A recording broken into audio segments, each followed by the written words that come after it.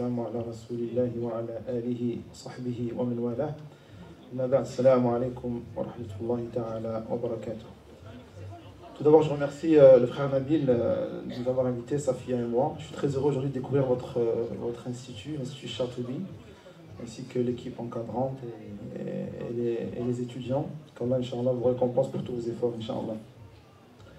Donc voilà, comme a dit Nabil, je viens avec Safia pour vous parler d'une méthode d'enseignement de langue arabe, une méthode, à vrai dire, que je qualifierais de révolutionnaire, une méthode qui va bouleverser votre façon de voir la langue arabe et l'enseignement de la langue arabe à destination d'enfants.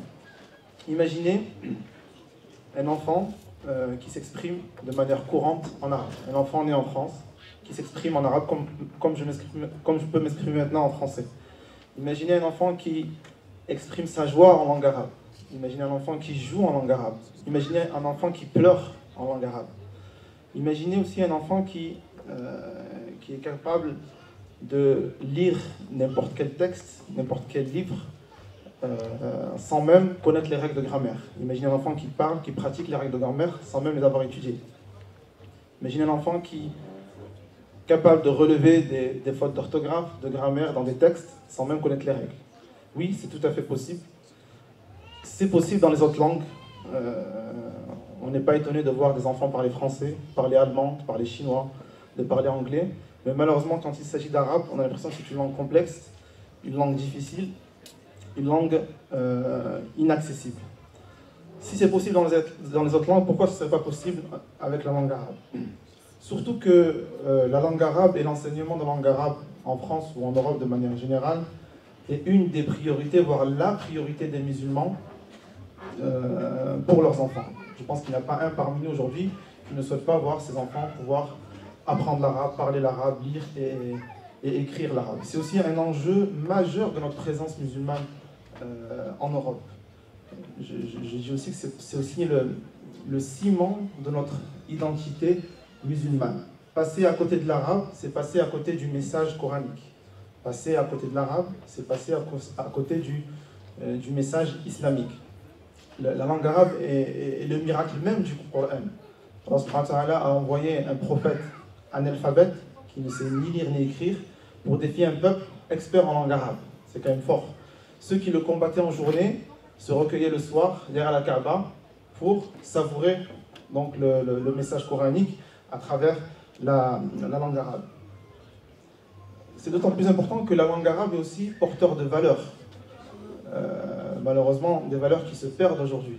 J'ai toujours dit que, moi je vais être dans la provoque, un islam francophone, ou un islam anglophone, ou un islam germanophone, restera un islam limité. Je pèse mes mots. Pourquoi je dis ça? C'est qu'on ne peut pas comprendre parfaitement le message islamique qu'en se contentant du français. Je ne dis pas qu'il ne faut pas apprendre sa religion à travers le français, mais ça doit rester une période transitoire. Il faut absolument passer à l'arabe pour pouvoir bien interpréter le texte islamique. Je ne dis pas que les musulmans arabophones sont meilleurs que les musulmans non arabophones. Non, c'est Allah subhanahu wa ta'ala qui connaît ce qu'il y a dans les cœurs. Par contre, au niveau de la compréhension de l'islam, au niveau de la compréhension du message islamique, il est tout à fait important de pouvoir le comprendre à travers la langue arabe.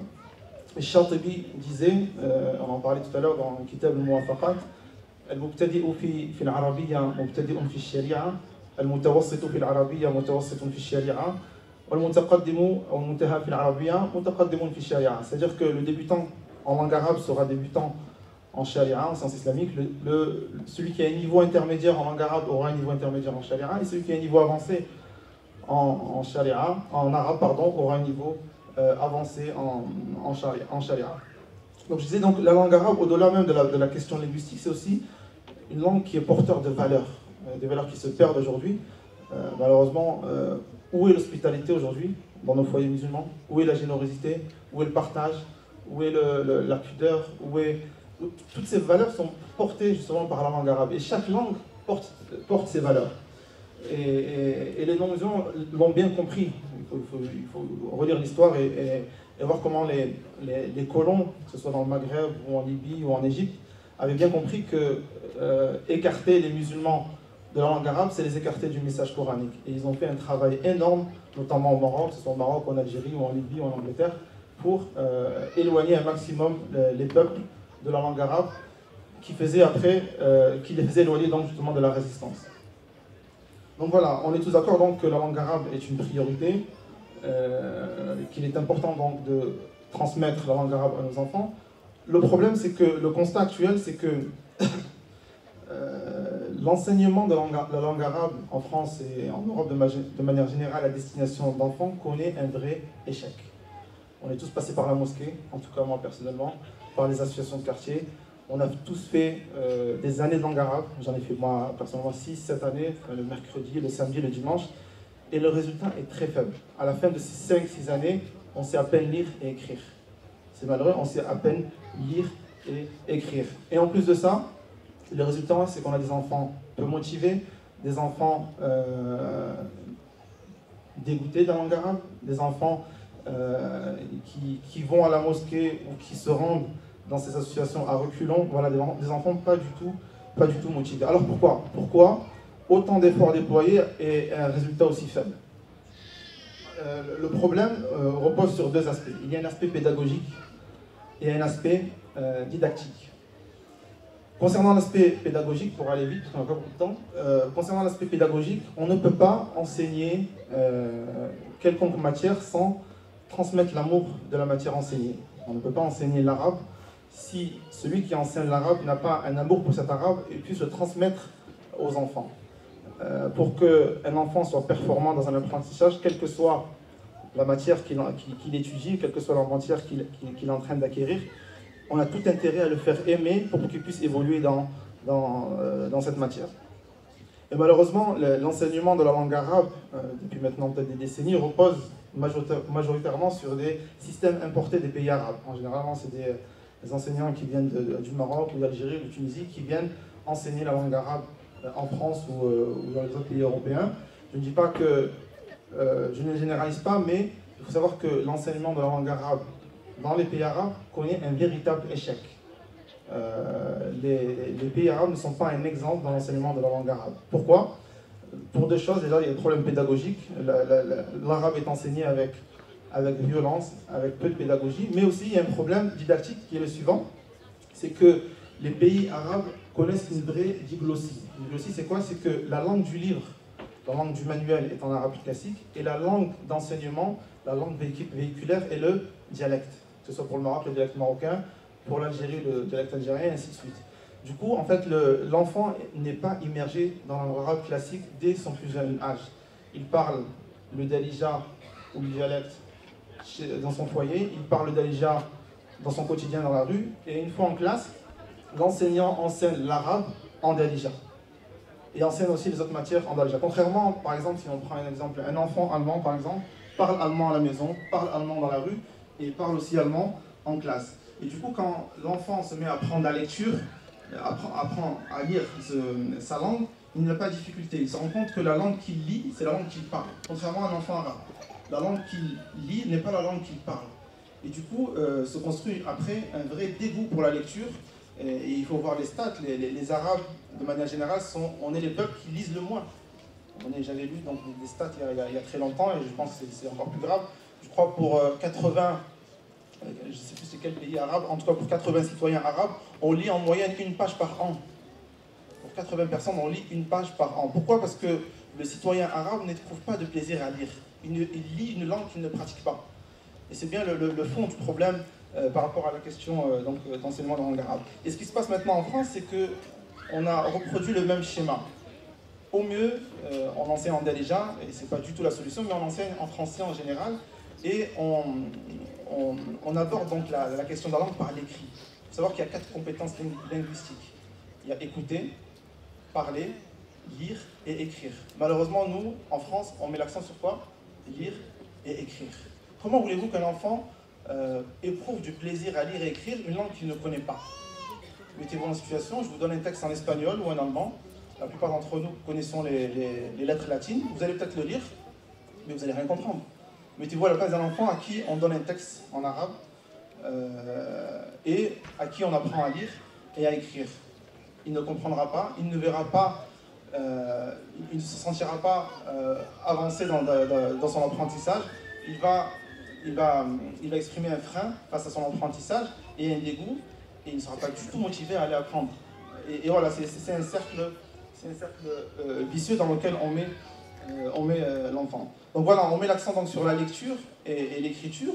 Je n'appelle pas ça la lecture, ça reste du déchiffrage. Et l'écriture, ça reste donc de la calligraphie ou du dessin. Et c'est pour ça qu'au bout de plusieurs années, on se retrouve avec des enfants qui ont passé 7, 8, 9 ans à la mosquée ou dans des associations et qui savent à peine lire et écrire, incapables d'exprimer une idée en arabe, incapables de résumer un texte, incapables de comprendre une vidéo en arabe. Et voilà, c'est un véritable problème. La solution en fait que j'ai pu découvrir maintenant il y a à peu près 10 ans, c'est l'immersion linguistique. Immerger les enfants en arabe classique dès le plus jeune âge. À l'époque, j'avais mes enfants, donc Mouad et Safia. Mouad, donc l'aîné, avait 4 ans et Safia avait 2 ans et demi. Et j'étais justement à la recherche de méthodes novatrices pour pouvoir transmettre la langue arabe à mes enfants. Et voilà, je n'étais pas convaincu par l'offre qui existait en tout cas dans ma région, dans le sud de la France. Et j'étais tombé donc sur cette méthode-là qui est la méthode Ta'lim al-lugha bil-fitrati wal-mumarasa, l'apprentissage de la langue par la fitra et la pratique, par l'immersion et la pratique. Le professeur en fait qui est à l'origine de cette méthode est le docteur Abdullah Dennan, que j'ai pu rendre visite à l'époque. Qu'est-ce qu'il dit Abdullah Dennan? Abdullah Dennan, c'est un linguiste palestinien qui a fait ses études à Oxford et qui s'est rendu compte à travers ses études, et notamment à travers la théorie de Noam Chomsky, qui dit que tout enfant de la naissance à l'âge de 7 ans ou 8 ans a une capacité, un potentiel énorme pour apprendre n'importe quelle langue. Il peut acquérir non seulement il peut acquérir n'importe quelle langue, mais il peut pratiquer les règles de grammaire par répétition et par reproduction, par imitation des adultes qui se trouvent autour de lui. Ce qu'il a fait, lui, à la naissance de son fils, Bassim, il a dit à son épouse, toi tu vas lui parler en arabe dialectal, donc à l'époque c'était le syrien, et moi je vais lui parler en arabe classique. Mais il ne s'est pas arrêté là. Je vais parler à l'enfant en arabe classique, mais je vais prononcer toutes les voyelles, toutes les fins de mots et de phrases durant ma conversation avec l'enfant. Par exemple, Hayya li nakhruj ila as-sahati. Il ne s'arrêtait pas, Hayya li nakhruj ila as-saha, Hayya li nakhruj ila as-sahati. L'enfant, instinctivement, on prend la langue et prend aussi la règle. Il sait qu'après ila, yati. Il ne sait pas pourquoi, mais il le sait, il le fait. Et c'est ce qu'il a fait. À l'âge de 3 ans, le professeur jure que son fils était capable de pratiquer toutes les règles de grammaire sans aucun effort. Ça peut nous paraître bizarre, mais c'est possible dans toutes les langues. Mais en arabe, ça nous paraît donc extraordinaire. Ce que j'ai fait donc une fois que j'avais bien compris la méthode, j'ai été formé donc auprès de ce professeur, j'ai appliqué donc la méthode avec mes enfants. Et effectivement, au bout de 2 mois, les résultats sont juste incroyables. Pourtant, je n'étais pas présent tout le temps à la maison. Mon épouse qui est française parle en français aux enfants. Moi, je leur parle en arabe classique depuis maintenant presque 10 ans. Et machallah, les résultats sont juste incroyables. Je me contentais donc de leur parler en arabe et de leur lire une histoire par soir. Une histoire. Pas d'histoire religieuse, une histoire, Qisas Juha, ou des histoires sur Kalila wa Dimna. Et tous les soirs, donc, c'était une histoire. Et aujourd'hui, une fois, donc, j'ai ni donné des cours de grammaire, ni de conjugaison, ni des cours de sira, Et aujourd'hui, à travers cette méthode d'immersion et le fait de lire une histoire tous les jours, ça a donné un goût à la lecture à mes enfants. Et notamment Safia, qui est aujourd'hui parmi nous, qui parle parfaitement en arabe classique, qui est capable donc de parler, de lire un texte non vocalisé, de le vocaliser, alors qu'elle ne connaît aucune règle de grammaire. Elle est capable aujourd'hui de lire des volumes, beaucoup de livres qui sont donc accessibles à des adultes. Elle est capable de résumer, en ce moment, elle est beaucoup intéressée par la Sira, donc elle a lu énormément de livres dans la Sira, elle est capable de synthétiser, elle est capable de dire que cette version de fait, elle me paraît pas très juste, je pense que cette version est... Bref, elle a accumulé, grâce à cette méthode, vraiment des compétences linguistiques, que ce soit écrit, oral, incroyables. Vous allez me dire oui, parce que c'est ma fille. Non. À l'époque, justement, une fois que je suis revenu, donc je suis professeur Dennan, j'ai appliqué la méthode à d'autres enfants pour voir en fait ce que ça donnait à hauteur de 5 heures par semaine. 5 heures d'immersion. Et je dis bien 5 heures d'immersion. Il vaut mieux faire 5 heures d'immersion que 10 heures ou 15 heures de nahu ou de sarf. Et ça s'applique quand même pour les adultes. Il vaut mieux faire 5 heures d'immersion où on pratique la langue correctement que plusieurs heures d'outils linguistiques, que ce peut être la grammaire ou la conjugaison. J'ai appliqué ensuite après la méthode auprès de centaines d'enfants donc à Tanger, à travers une école que j'avais fondée. Et machallah, cette méthode est appliquée sur des milliers d'enfants dans notre pays et elle fonctionne, elle est basée donc sur une théorie scientifique et sur une expérience concrète. Bon, maintenant on n'a pas beaucoup de temps. Nabil, je passe à la discussion. Je passe à la discussion avec. C'est bon, d'accord. C'est bon. Donc pour pas prendre trop de temps, on va passer directement à la discussion avec Safia. Donc, je vais avoir une discussion sur un peu ce qu'elle lit, elle va nous raconter un peu ce qu'elle a pu découvrir à travers ses livres. J'apprends beaucoup de choses à travers elle, j'apprends beaucoup de choses à travers elle. Et vous allez, bon, je pourrais pas tout traduire, mais Inch'Allah, j'espère que vous allez apprécier, Inch'Allah. السلام عليكم صفية، كيف حالك؟ بخير؟ الحمد لله. عندما كنا في الطائرة تحدثنا عن شريح القاضي. ذكرتي لي شريح القاضي. ماذا يمكنك أن تقولين لنا عن هذا الرجل؟ أعرف قصتين عنه فقط، ولكن يمكنني أن أحكيهما لأن هذه القصص تعجبني كثيرا. إذا أولا سأحكي قصة شريح القاضي. كان قاضيا. كان قاضيا. Essayez de constater en fait la règle de grammaire. تفضل. إذا ولاه عمر بن الخطاب على قضاء الكوفة، وبقي قاضيا حتى عهد عمر وعثمان وعلي ومعاوية. وبعدها عندما أراد أن يقره على ذلك مروان بن الحكم وعبد الملك بن مروان رفض ذلك إبان ولاية الحجاج. إذا ولاه عمر بن الخطاب لقصة تحكي عنه أنه كان اشترى فرسا، يعني حصانا من عند أعرابي، فبعدها عندما اشتراه وأعطاه الثمن ركب على الفرس وأخذ يمشي. من ركب على الفرس؟ عمر بن الخطاب ركب على الفرس وأخذ يمشي، فالفرس أخذه عطب، لم يكن يمكنه أن مواصلة الطريق. فبعدها ذهب إلى الأعرابي وقال له خذ فرسك فإنه معتوب. فقال له لا أخذه يا أمير المؤمنين وقد أخذته وقد بعته لك سليما معافا. فقال إذا نضع بيني وبينك حكما. فقال يحكم بيننا شريح بن الحارث الكندي. فذهبوا إليه فحكوا له القصة. فقال شريح القاضي لعمر بن الخطاب قال له أنت اشتريت الفرس أمير سليما، فإما أن ترد كما أخذت وإما أن تحتفظ بما اشتريت. فبعدها وجد عمر بن الخطاب أن ذلك القضاء عدل فولاه على الكوفة. حدثت قصة أيضا جيدة في عهد مع اليهودي. نعم، مع علي بن أبي طالب عندما كان أمير المؤمنين كان عنده درع فقدها، فوجدها ذات يوم مع يهودي من أهل الذمة، يعني الذي يعيش مع المسلمين يعطي لهم الجزية ويعيش كأنه أحدهم. فبعدها قال له إنها درعي فقدتها في مكان كذا وكذا ولم أبيعها لأحد أو أعطيها لأحد حتى تصير إليك. فقال هذا هي درعي وهي في يدي. فقال يحكم بيننا قاضي المسلمين. فقال نذهب إليه. إلى شريح القاضي إذن. نعم. فقال شريح القاضي لا شك عندي يا أمير المؤمنين أنك صادق فيما تدعيه، ولكن لابد من شاهدين يشهدان لك بذلك. فقال مولاي قنبر وولد الحسن يشهدان لي. فقال له لكن شهادة الابن لأبيه لا تجوز يا أمير المؤمنين. نعم لا تجوز. نعم. فقال له سبحان الله رجل من أهل الجنة لا تجوز شهادته. ألم تعلم أن النبي صلى الله عليه وسلم قال الحسن والحسين سيدا شباب أهل الجنة؟ قال بلى يا أمير المؤمنين غير أني لا أجيز شهادة الولد لولدي. ما شاء الله. فبعدها التفت إلى الذم وقال خذها فما لي شاهد غيرهما. فقال الذم لكني أشهد أن الدرع لك يا أمير المؤمنين. ثم قال سبحان الله أمير المؤمنين يقاضيني أمام قاضيه وقاضيه يشهد لي عليه. أشهد أن هذا الدين يأمر بالحق. ثم أسلم. نعم ثم أشهد شهادة الإسلام وأسلم. فبعدها قال التفت القاضي وقال اعلم أيها القاضي أن تبعت علي بن أبي طالب في يوم الصفين. يوم الصفين. نعم احكي لنا عن معركة الصفين. ماذا تعرفين عنها؟ في يوم الصفين اتبعه فسقطت منه عن جمله فأخذها. فبعدها يوجد ذلك الرجل ذلك الذمي بعد إسلامه يقاتل تحت راية علي في يوم النهروان.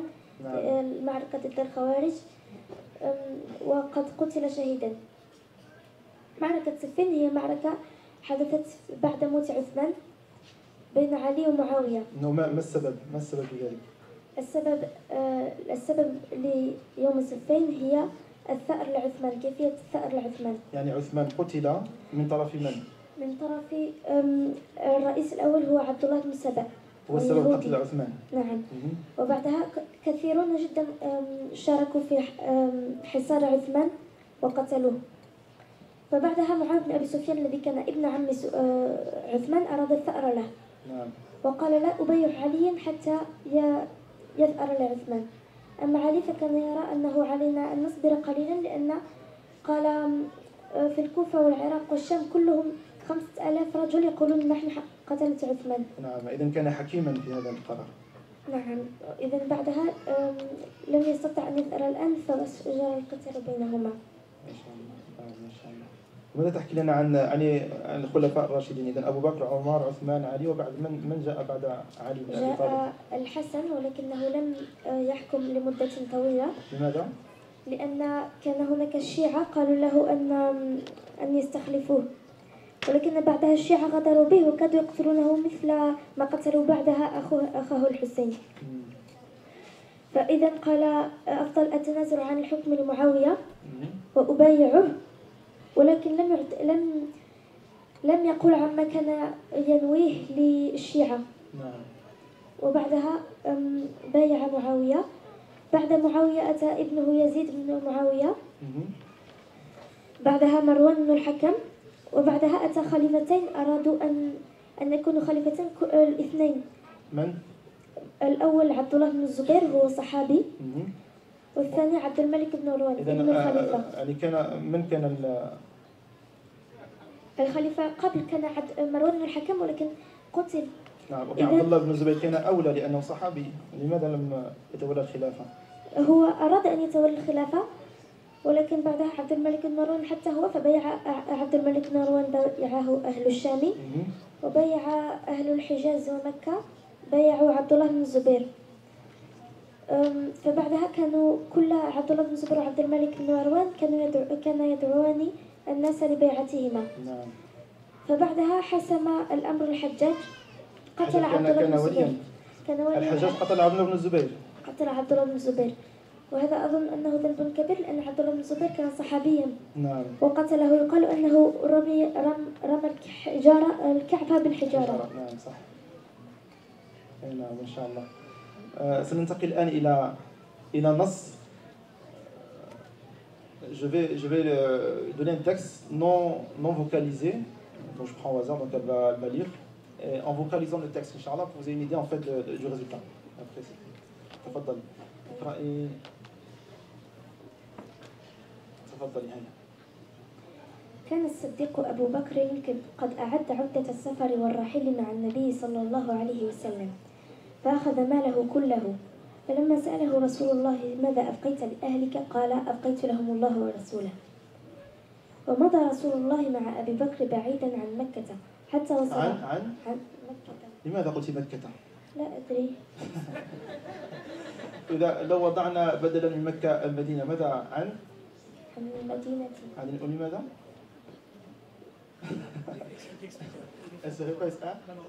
Donc oui, pour عن مكة اسم علم donc ممنوع من الصرف. Donc on dit عن مكة, on dit pas عن مكتي. Et là instinctivement il dit عن مكة, mais c'est pas pourquoi il dit عن مكة. Donc تفضلي. حتى وصل إلى غار قريب من مكة وهو غار الثور.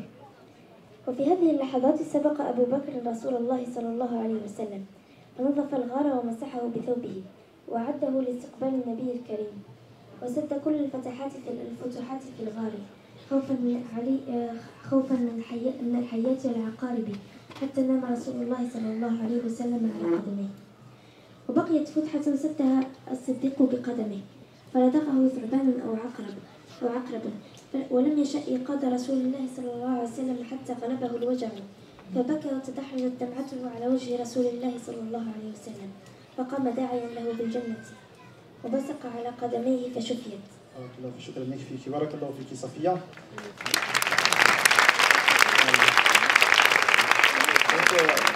pour finir, on pourrait rester des heures ici à raconter, à parler, machallah. Donc, que vous soyez bien clair. Il ne s'agit pas d'apprentissage par cœur. Je n'ai ni donné des cours renforcés, ni de grammaire, ni de conjugaison, ni de sira, ni de... Voilà, c'est ce goût pour la lecture et ce programme d'immersion qui donne à la fin un résultat comme ça. Et j'ai pu entrer dans des centaines d'enfants avec lesquels on a appliqué cette méthode. Et alhamdoulilah, ça a marché à chaque fois. Barakallahu fikoum, jazakallahu khairan, Inch'Allah.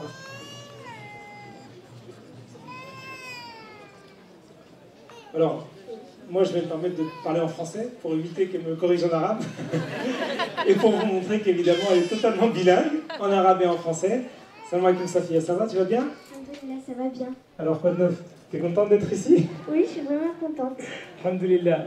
Tu viens de quelle ville là Alors j'habite à Fès, Oui, au Maroc, oui, et je suis venue à Paris ici. Alors Très j'habite pas Paris. très bien. T'es en quelle classe? Je suis en 5e, c'est-à-dire en CM2, mais j'ai sauté une classe. Ah, t'as sauté une classe. Oui. Machallah. T'es la plus grande de la famille ou t'as des petits frères et Non, sœurs? j'ai un grand frère. Et combien de petits frères et sœurs? J'ai ensuite 2 petites sœurs jumelles et ensuite un petit. Machallah. Très bien. Et t'es pour la France ou pour le Maroc? Non, je rigole. Mais écoutez, on l'applaudit encore une fois, Machallah. Totalement bilingue. On remercie énormément Abdelkarim. Vraiment, j'ai fait pression entre guillemets pour qu'il vienne. Et on est très très heureux. Je savais qu'entre guillemets, on allait avoir ce résultat. Et c'est lui d'ailleurs qui m'a proposé d'emmener sa fille avec lui, de manière à vous reproduire dans le concret ce qu'il a pu initier en termes de vision.